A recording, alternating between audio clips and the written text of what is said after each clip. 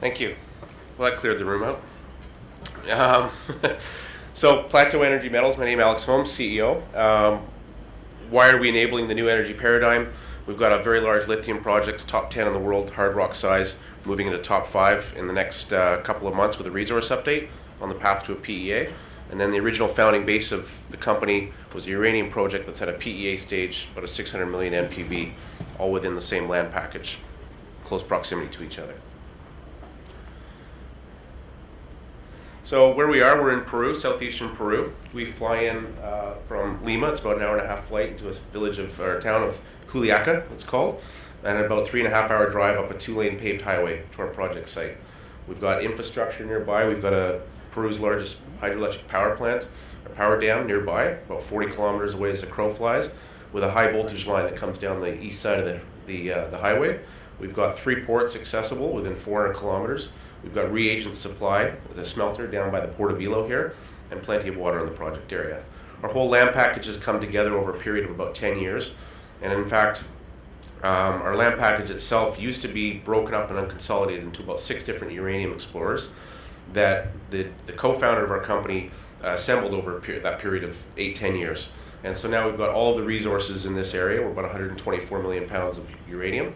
And then in November of 2017, we made this lithium discovery, which we went to first resource in about 9 months.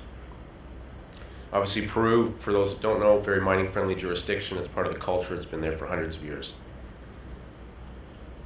So our Falciani lithium project, down here to the left-hand side in the center, that's our 2.4 million tons lithium carbonate equivalent project. It's a volcanic-hosted project.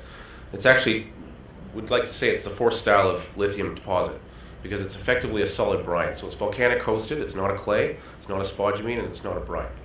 And it runs about 5 to 10 times the grade of a brine. Geochemically like a brine, geomechanically you mine it like a hard rock project. Our uranium project up to the southeast here, what we've outlined here is just the PEA mine plan. That's 70 million pounds within the 124 million pounds.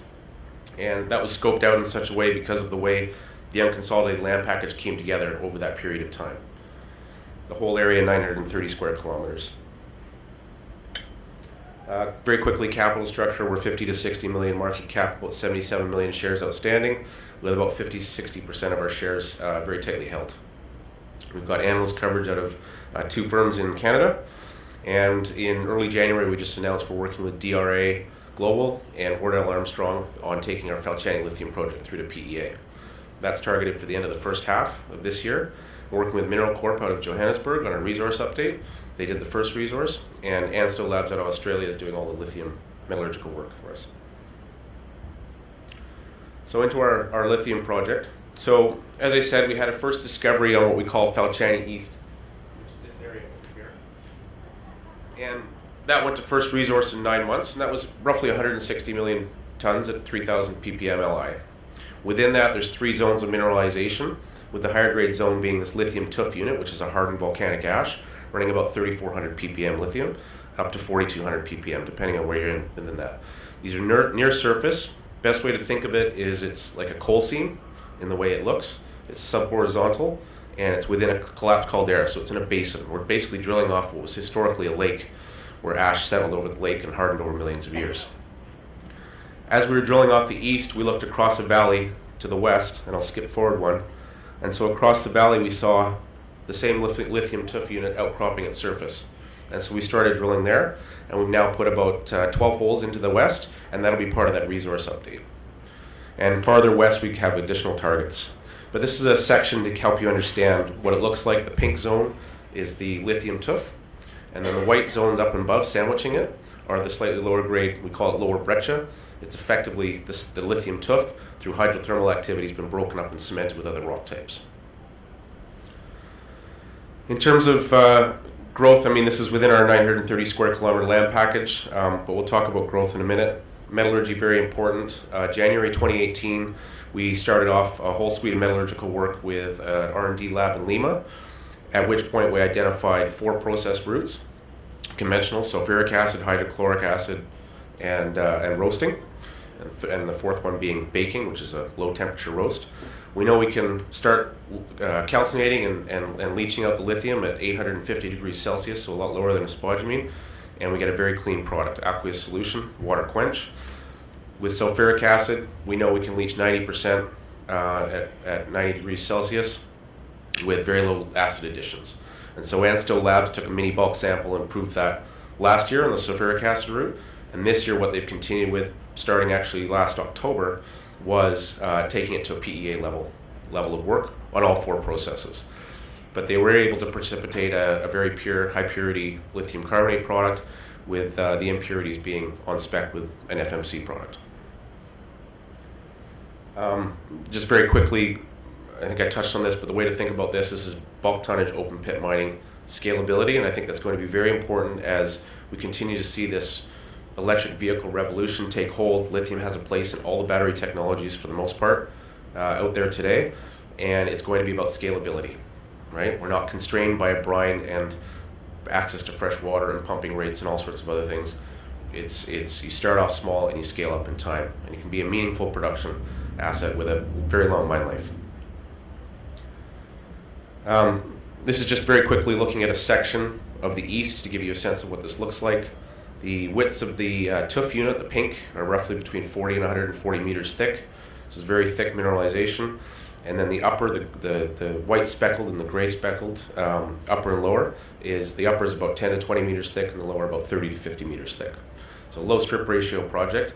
As we went to the west, we found this was at surface. So virtually no strip, very similar lithium tuff rich unit, much lower or much wider, deeper, lower breccia unit.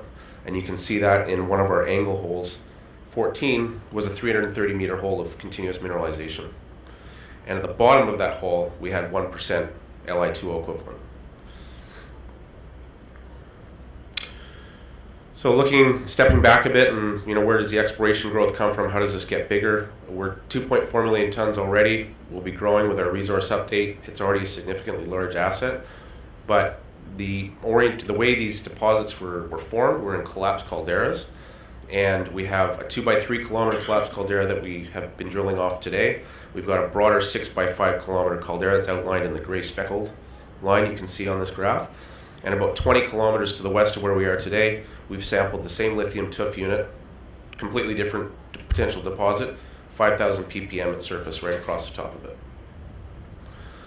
And then Tres Hermanas, Three Sisters, is effectively this lithium tuff unit outcropping in 3 ridges vertically on surface. It's been pushed up from an intrusive, and it's oriented at 750 meters long, 80 meters high. There's 3 of them.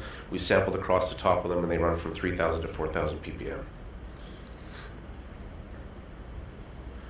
So metallurgy and processing, I touched on this earlier. We've done a couple thousand samples looking at flotation, heap leach, vat tank leach. This actually heap leaches. It's phenomenal. It takes 60 days to start the leach process, so it would be a longer working capital cycle. But the fact that we were able to leach it with temperature and pressure and some kind of acid addition or roast it is very promising. Phase 2 is ongoing. That started off in October, as I mentioned, and that'll be wrapping up later this month and into March. And DRA, with their process engineering group, they have a lot of experience in lithium processing, will be overseeing and optimizing that work so we produce the ultimate process flow sheet. This is a bit of our roadmap for our lithium project. So talked about DRA and the kickoff for the PEA. We'll be doing high-level techno-economic trade-off studies this quarter, resource update end of this quarter, and then PEA end of the second quarter. So now we'll move to our uranium project. So this was a project that came together over a period of time. Last PEA was 2015, published 2016, $50 a pound uranium, higher than where spot is today. We're starting to see green shoots in the market for sure. I think everybody's waiting to see some long-term contracts signed of significant size, but we've got the suppliers that basically control the market saying they're going to be controlling inventory releases and production to a $50 to $60 price. So $50, we've got a very economic project, low cash cost, $17 a pound, $25 all in, and a project that really, because of the way it came together over time, hasn't been properly fully tested. And so As we get through the first half of the year into the second half, and we start to see some term contract signing in this market, what we think will move, we will spend more time and attention on this asset. For now, we're just going to be doing some pre-optimization work, looking at pre-concentration and tank leach. Right now, it's a heap leach operation. That's our roadmap for our uranium project, and I think my time is done. Thank you.